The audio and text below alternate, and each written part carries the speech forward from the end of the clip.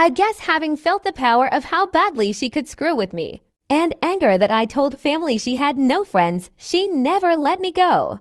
My life was still bad. Her friends would come over and bully me, and my parents called it light teasing. I never called friends over because my parents were awful hosts to them. I did become close to my cousins though. And then I got my first boyfriend.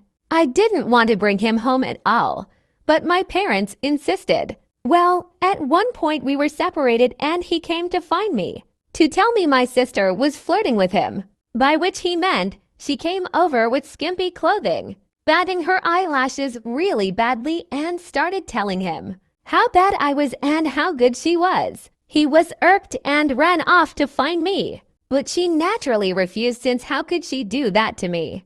Guess who my parents believed? Now, my BF wasn't perfect, but for a mean reason. With that disclaimer out of the way, let's talk about looks. My parents are overweight, buying treats, etc. My sister is also overweight. Obviously, weight isn't what matters, personality is. Even her flirting attempts were bad. She could demand and my parents would deliver.